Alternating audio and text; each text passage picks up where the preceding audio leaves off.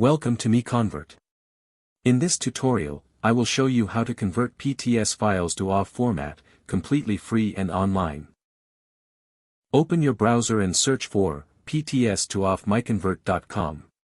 Click on the first result to go straight to the converter. You are now on the PTS to OFF converter page. The interface is clean and easy to use. Let's upload a file.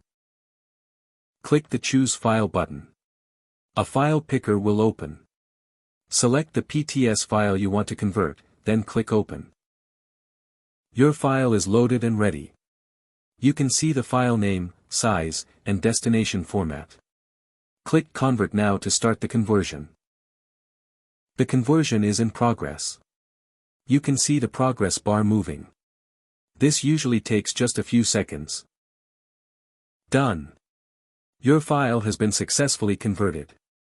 Click Download to save the OFF file to your computer. That's it.